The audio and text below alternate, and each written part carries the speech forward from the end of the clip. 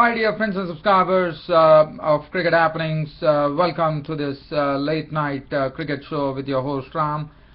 In this particular Cricket Happening show, what we are going to see is we are going to look at mainly we are going to see as the ICC Cricket World Cup qualifiers, where Scotland actually defeated the United Arab Emirates by 41 runs yesterday at the Bert Sutcliffe Oval in Lincoln, bringing an end to the ICC Cricket World Cup qualifiers.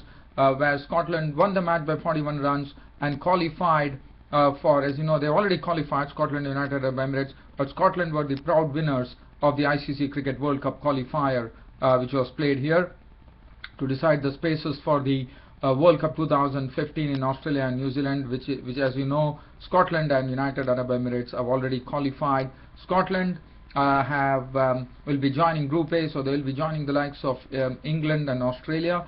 And as far as United Arab Emirates are concerned, they would be joining the Asian nations, India and Pakistan, in Group B.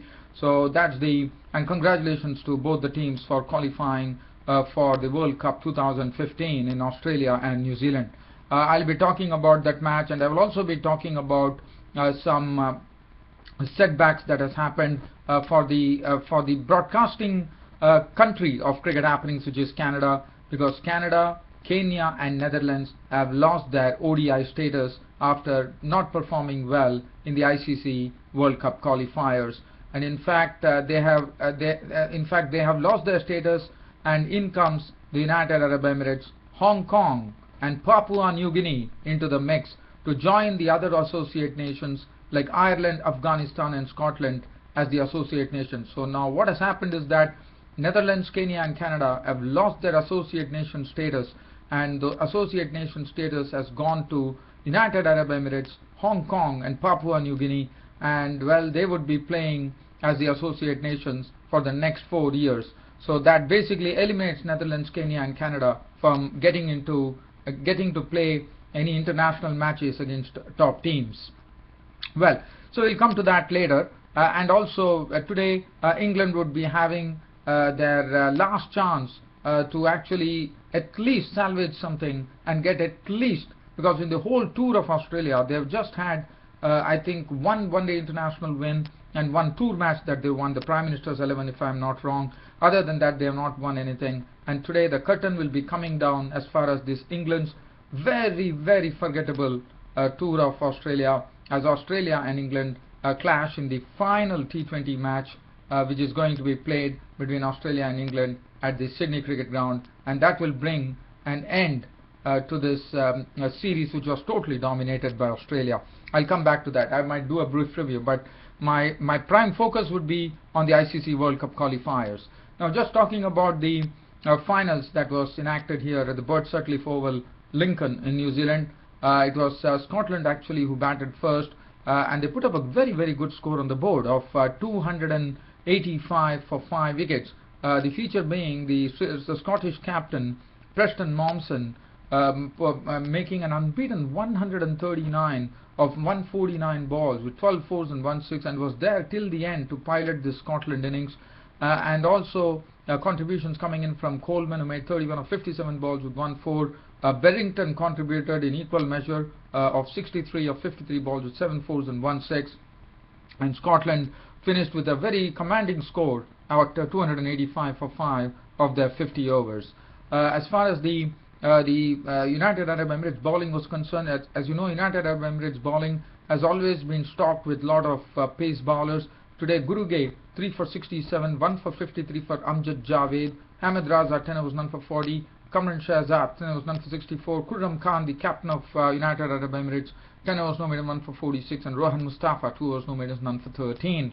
United Arab Emirates chasing a total of 285 could muster only 244 for 9 of their 50 overs, with Swapnil Patil making very unfortunately had to be stranded on an unbeaten 99 of as many balls with 7 fours and 2 sixes in a losing cause here.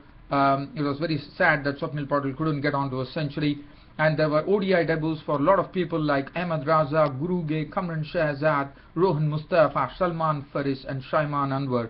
All of them made their ODI debuts.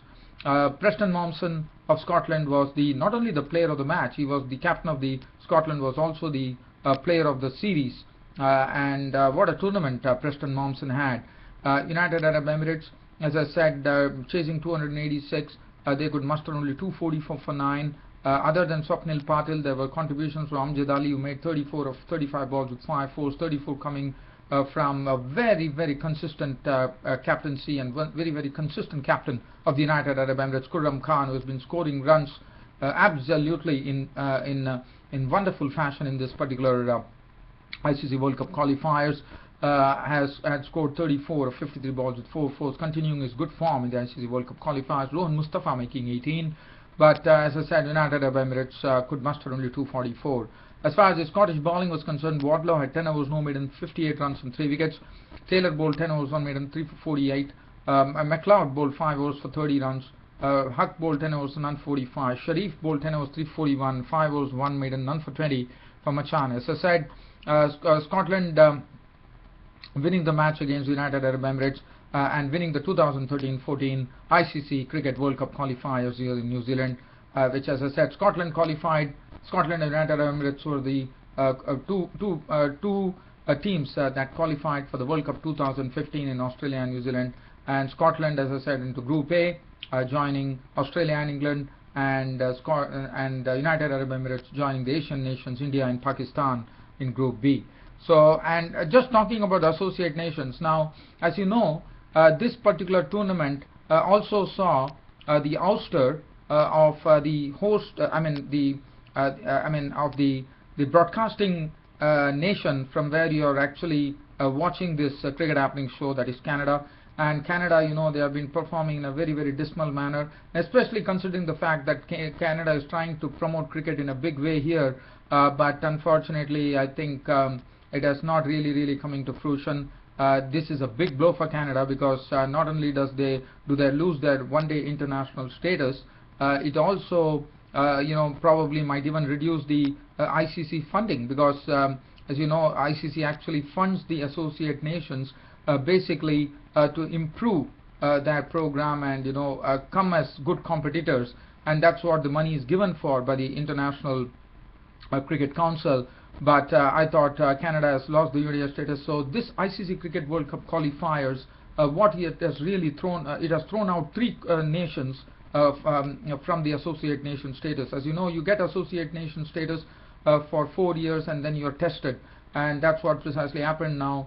And Netherlands, Kenya and Canada have lost their one-day international status, and they have been replaced by United Arab Emirates, Hong Kong and Papua New Guinea. So the new associate nations after these ICC World Cup qualifiers has been decided, and they are the existing nations, which is Ireland, Afghanistan and Scotland. And also there are 6 associate nations, as you know, ODI associate nations, and they are Ireland, Afghanistan, Scotland, and they have been joined by, and they have replaced United Arab Emirates, Hong Kong and Papua New Guinea have replaced Netherlands, Kenya and Canada. And now they are the 6 associate nations who will be contesting the Intercontinental Cup for the next 4 years. Now that is the yardstick on which you are really evaluated. So the Intercontinental Cup will be played between these nations, it is going to be a real hard grind for these 3 nations to really come back, because unless and until any of these nations are going to perform poorly. But United Arab Emirates, I think they are definitely on the go right now. They have really done a lot of hard work, and they have really done it. Papua New Guinea seems to be pretty exciting with their team. Hong Kong has also done admirably well in all departments of the game, and as I said, they are the new associate nation. So congratulations to United Arab Emirates, Hong Kong and Papua New Guinea to be becoming the new 3 associate nations for the next 4 years in cricket. So that is something. So that's something I wanted to talk. Now what it does is basically, as I said, now the competition, as I said, Canada is going to, as I said, now what will happen for the nations like Netherlands, Kenya and Canada is that the ICC might not be able to fund in that manner, and they will now, ICC will be funding United Arab Emirates, Hong Kong and Papua New Guinea. So as I said, Canada as a country from the host nation, the broadcast nation, from where dear friends and subscribers, you are all watching this cricket happening show of mine, would I mean, just to give you some information, if at all you are not really from Canada, I would like to say that Canada, there have been a lot of sponsors coming in, a lot of encouragement given to cricket, and they are trying to really develop cricket in a big way here in Canada. But I think by losing the associate nation status, the nation Canada has really suffered a very big blow. Now it is going to be a real hard grind for them. Now they have to again go back to their basics, and they have to really grind and now again qualify. It's not going to be easy. As far as Kenya were concerned, Kenya had, as you know, Kenya qualified in the year 1996, and they also upset the apple cart of West Indies, as you know, in the World Cup. And Netherlands became an ODI nation. That was in 2006. And so as I said, Canada is the one who have to do a lot of hard work now. And as I said, with the amount of encouragement being given to Canada, with a lot of companies coming in to sponsor the tournaments, especially the banks, it is something, as I said, it has come as a very big blow as far as Canada is concerned, to lose the associate nation status. Wish good luck to Canada, and Netherlands and Kenya to again come back into the reckoning, but also good luck to United Arab Emirates, Papua New Guinea and Hong Kong, the new associate nations, to join Ireland, Afghanistan and Scotland as the 6 associate nations for 2013-14. Now the other news, okay, from here let me shift the attention now. As far as the attention is concerned, we are, as I said, England are on their last stop now in Australia, and today with this T20 match we will be seeing the end of the English tour of Australia, which they would definitely like to forget. The only thing that England can do in this particular match is try to see whether they can at least, while leaving, they can at least have a win and go a bit happy when they leave Australia by defeating them. But as you know, Australians right now, according to me, are absolutely unstoppable. They are absolutely breathing fire right now. As far as the England team is concerned, well, what they need to do, Luke Wright, Alex Hales, they all need to really come to the party. They all need to get some runs under the belt. They can't be depending on Morgan for everything. They have to see to it that Luke Wright and Alex Hales, especially Luke Wright, who is a very good hitter of the ball and is perfectly tailor-made as far as 2020 cricket is concerned, has to really come to the party. Ian Morgan, Ravi Bopara also showed his glimpses the other day with his big hitting. Josh Butler also has to really turn it on. Also Ben Stokes is a very promising all-rounder from England, and he also, everyone have to contribute. And as I said, the pressure is absolutely on England, no doubt about it.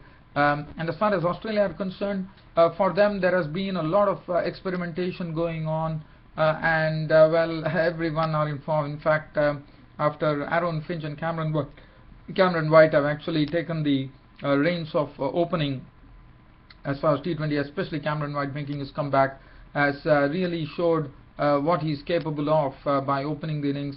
And as I said, he's a strong contender now for the T20 World Cup coming in Bangladesh, because they have 3 openers now: Aaron Finch, Cameron White, and they also have David Warner.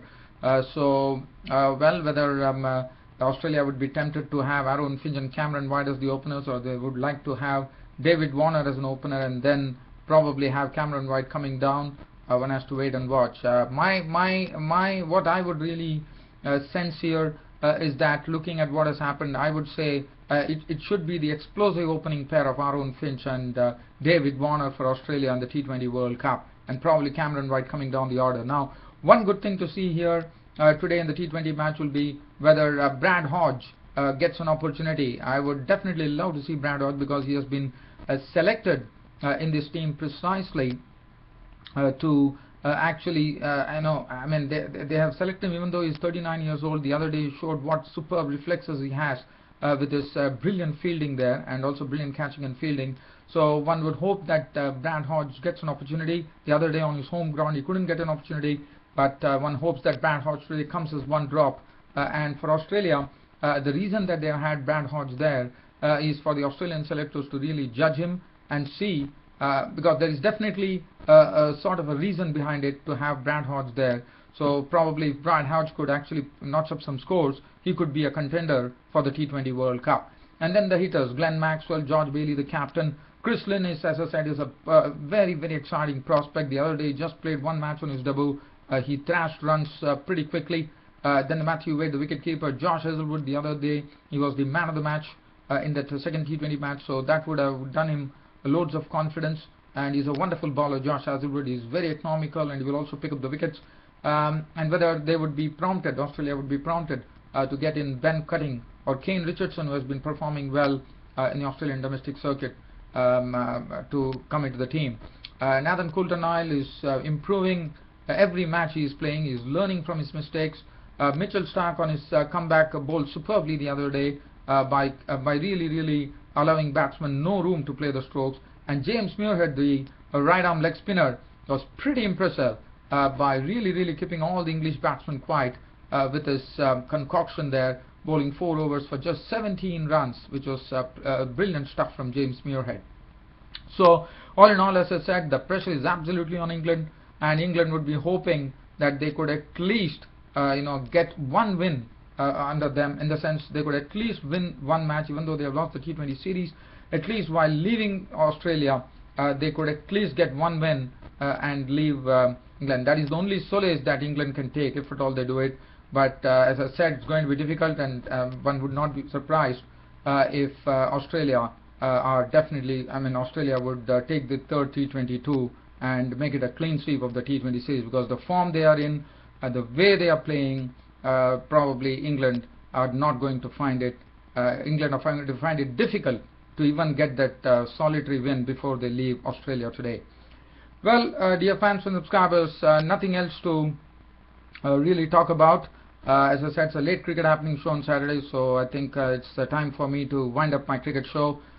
Thanks for patiently waiting for the cricket happening show every Saturday, and your host Ram will be there tomorrow to give you the match report on the final T20 match, and the final T20 match which would be bringing the curtain down on this very forgettable tour for England of Australia, when the final T20 match is played. So I'll be there to give you a full match report on that particular match. Until then, it's goodbye from your host Ram, and good night. Thank you.